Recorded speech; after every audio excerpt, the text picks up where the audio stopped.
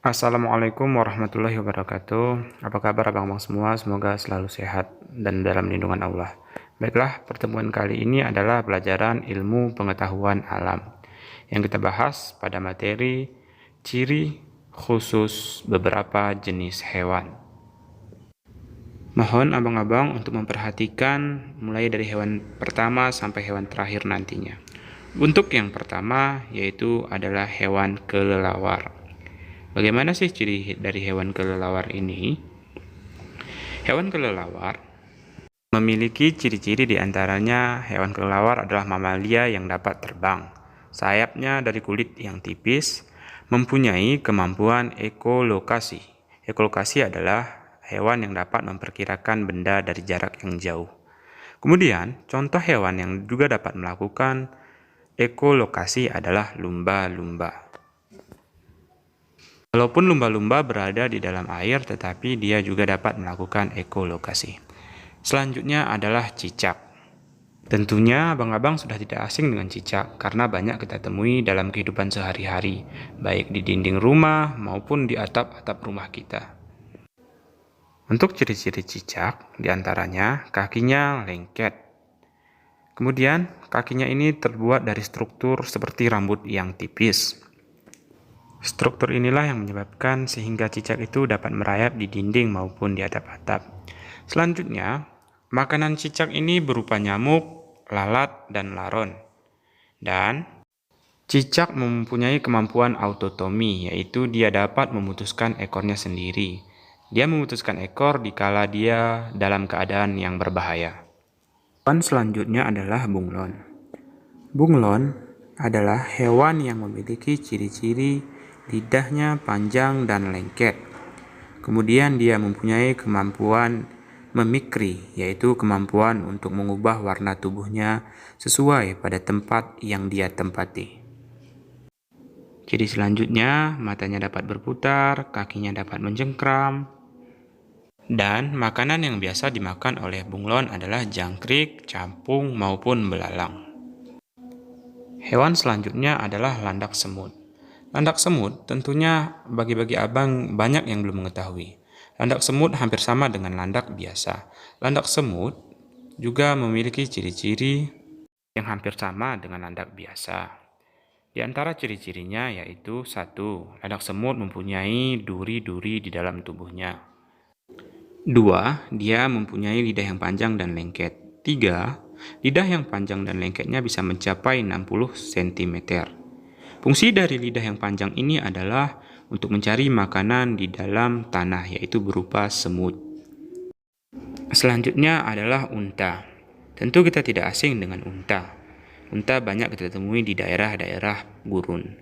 Kemudian, unta ini memiliki sebuah punuk yang ada pada pundaknya seperti sebuah gunung. Fungsi dari punuk ini adalah untuk menyimpan lemak ataupun cadangan makanan apabila unta ini berpergian dalam waktu yang lama. Ada satu hal yang unik dari unta, yaitu hewan unta ini tidak pernah berkeringat. Ciri lainnya adalah perut dapat menyimpan banyak makanan dan air. Bahkan dalam perutnya dapat menyimpan sekitar 50 liter air.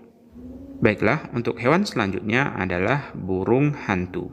Burung hantu jarang kita temui karena hewan ini memiliki ciri-ciri yang mencari makan ataupun beraktivitas di waktu malam hari. Mata dan telinganya sangat peka, sehingga di waktu malam hari walaupun dalam keadaan gelap, dia dapat mengetahui di mana mangsa-mangsanya berada.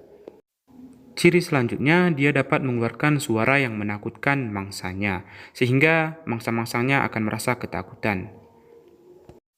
Ciri terakhir dari burung hantu ialah dia memiliki bulu yang halus, bisa terbang tanpa suara, sehingga di saat malam hari musuhnya tidak mengetahui akan kedatangan burung hantu ini. Dan juga dia memiliki leher yang bisa berputar sebanyak 360 derajat perputaran. Itulah ciri-ciri dari burung hantu.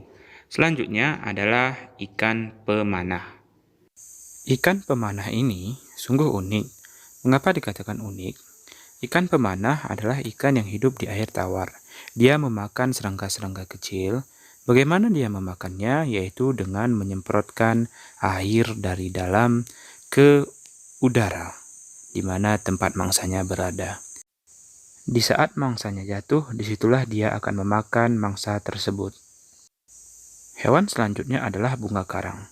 Tentunya abang-abang akan bertanya, Mu'alim, mengapa bunga dikatakan sebagai hewan? Ya, ini adalah salah satu jenis hewan yang berada di laut. Ciri-ciri yang pertama yaitu hewan ini menempel di dasar laut. Hewan ini tidak memiliki anggota tubuh, baik itu kepala, mulut, dan anggota tubuh lainnya. Lalu timbul pertanyaan, bagaimanakah hewan ini makan? Hewan ini makan dan menghirup oksigen sekaligus melalui lubang-lubang yang ada pada tubuhnya. Inilah ciri-ciri dari bunga karang. Selanjutnya adalah ikan lele. Ikan lele tentunya sesuatu yang tidak asing bagi abang-abang. Mungkin dari beberapa abang-abang sering memakan dari ikan lele ini. Bagaimanakah ciri-cirinya? Ikan lele hidup di air tawar. Ikan lele memiliki misai. Misai ini adalah salah satu alat indranya sebagai indera pengecap untuk mendeteksi makanan. Hewan selanjutnya adalah laba-laba. Ciri-ciri yang pertama dari laba-laba adalah penglihatannya buruk. Laba-laba dapat membuat jaring untuk rumahnya dan sekaligus untuk menangkap mangsa yang hinggap pada rumahnya tersebut. Jaring ini terbuat dalam abdomen atau perutnya dari bahan-bahan khusus yang disebut alat antih. Laba-laba mengandalkan indera perabanya dalam kehidupannya sehari-hari. Baiklah, untuk hewan selanjutnya adalah gajah. Ciri-ciri yang pertama yaitu gajah memiliki belalai. Belalai ini seperti hidung yang panjang yang terdapat pada depan gajah. Adapun struktur yang menyusun belalai gajah ini yaitu terdapat 50.000 otot yang dapat mengangkut 4 liter air yang fungsi air ini tentunya disemprotkan ke tubuhnya. Gajah juga mempunyai 2 gading untuk melindungi dirinya, menggali tanah dan mencari sumber air di dalam tanah.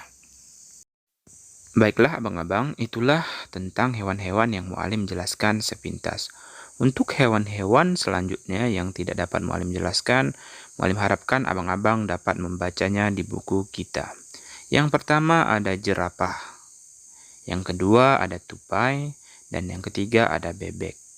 Selanjutnya, hewan yang keempat itu adalah ikan paus.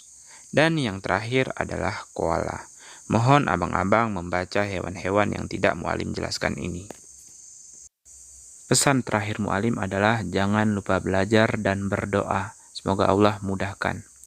Atas perhatiannya Mu'alim ucapkan terima kasih. Semoga bermanfaat bagi abang-abang semua. Sebagai tugas, Mu'alim ingin meminta abang-abang untuk merangkum isi dari video ini. Terima kasih abang-abang sekali lagi. Wassalamualaikum warahmatullahi wabarakatuh.